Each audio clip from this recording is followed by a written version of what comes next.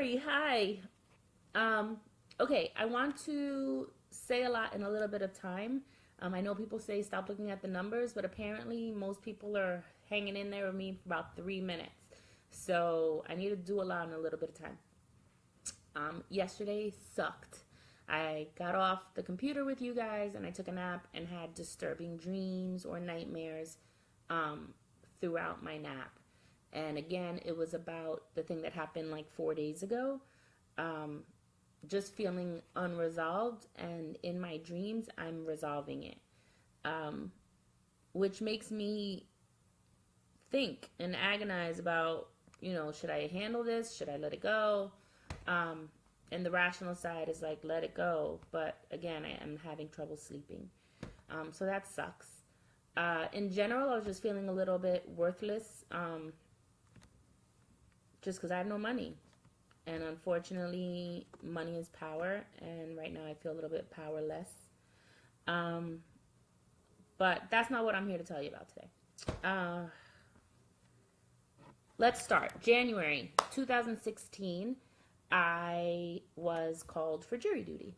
And I love jury duty. I'm not the one trying to get out of it. I am a proponent and lover of justice and truth and all things good. I have a friend who has a hashtag, be a good human. Be a good human. It is that simple. However, it's not that simple. And as our world, and specifically our country, just disappoints me on a daily basis, it's been really hard. So anyway, so January I got called for jury duty and I was like, yes, let's do it. And I was working full time at a nonprofit working people with disabilities and helping them get jobs. I was running a marketing team and needed to take whatever time allotted for jury duty. So here I am on this jury and I'm alternate one, which means I'm sitting in the jury, I'm sitting in the courtroom, I'm listening to all the facts, I'm writing down all the stuff, I'm in the conversations, although we're not talking about that necessarily.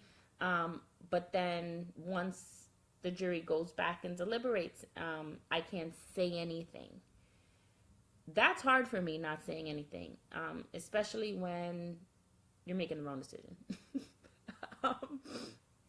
And I don't mean to be, self-righteous, but they were making the wrong decision, and they were making it out of fear and not on the letter of the law and not on justice, and another black man went to jail.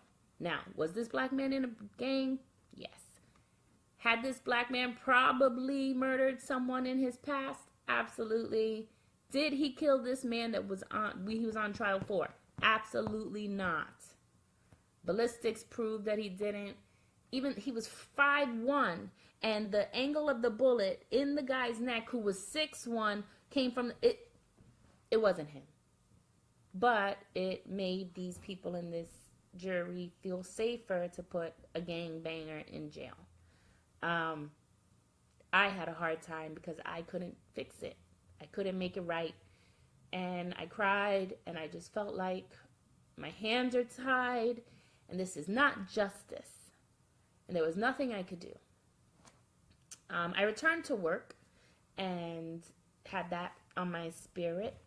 And just had, in general, just Trayvon on my spirit, had Mike Brown on my spirit, just all of these people that I can't do anything. I can post, I can call, I can protest, and nothing is done.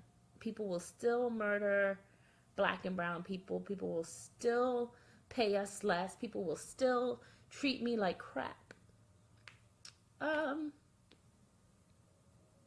I got to work February and got down to business, and I'm really good at my job, and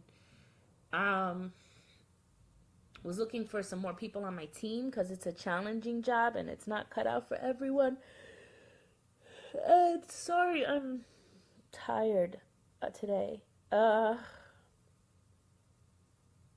this woman at my job, an Eastern European woman, grabbed me up. And when I'm not going to get into all the things, but when I tell you I did nothing to this woman but walked down the hall with my plate of lunch, that's the truth. She was agitated with my supervisor. My supervisor had just left, and she decided she was going to put her hands on me, and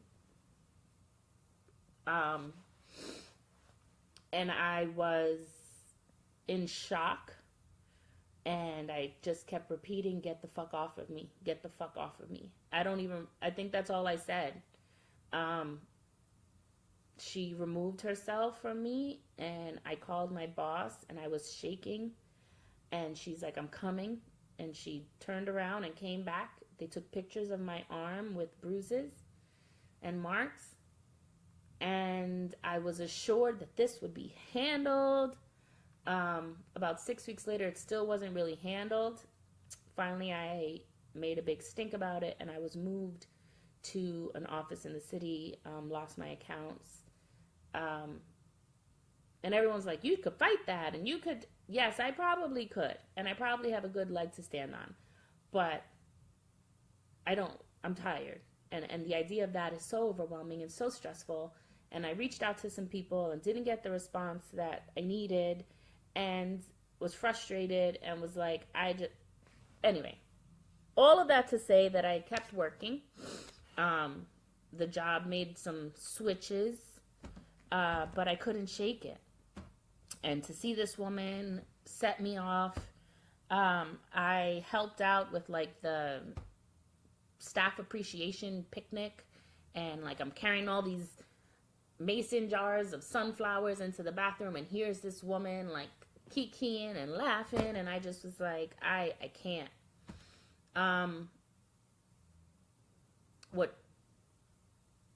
The time that I had a break at Grand Central Station. My boss was about 50 minutes late meeting me and was a little bit nonchalant about it, and I lost it. I had been standing in Grand Central, the noise, the stimulation, the lights, all of it. By the time she got to me, I was sweating, I was upset, and I let it out, lashed out at her. She called me a few hours later and said I needed to take some time. At that point, that was last October, and I took medical leave, and that's when everything kind of hit a wall. And working with my therapist and working with my psychiatrist, and I just felt like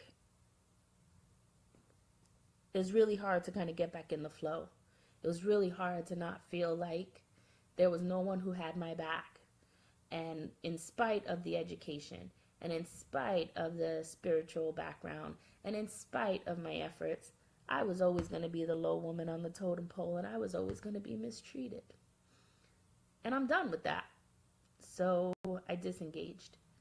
But I found myself sitting on this couch in another hoodie, in sweatpants, feeling oh so comfortable, feeling warm, feeling safe, feeling like no one could hurt me here. I meant to be short today, but it's already at 8:37. Sorry, guys. If you left me, oh well, you missed out on the end of the story.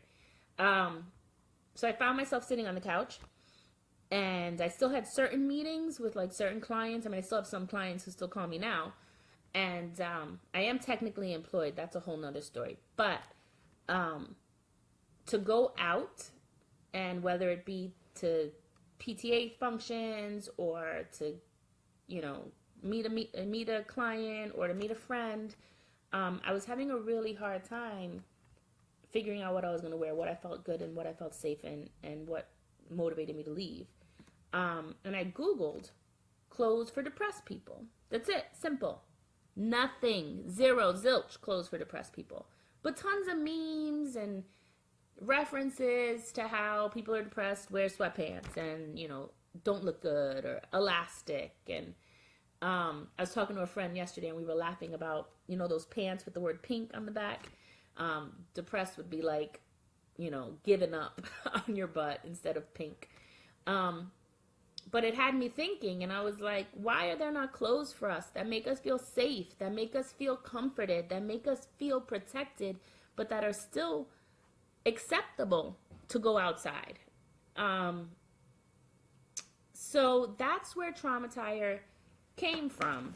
And every item has very intentional customization, whether it be a message, whether it be material and weighted pellets, or what else did I say?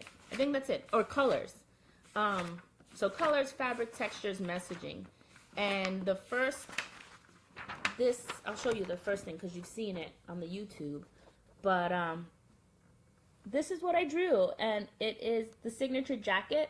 It's the Traumattire coat, and it would have style and safety embossed in the leather lapels. But it would be a hooded coat, and you would have a sash around your waist with Traumattire.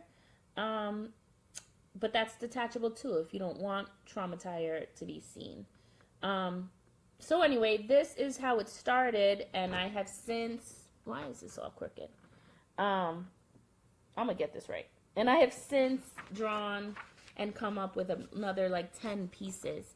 And I will talk about those more in detail as the weeks go on. But that's it. That's the beginning. So it started with jury duty, and it kind of just started with the state of our world. And then the situation at work kind of pushed me over the edge. And voila, here I am. I hope you stuck with me. I know it's a long one. Sorry, guys. Not cut and paste. Post, subscribe, the whole thing. Bye, guys. Tomorrow.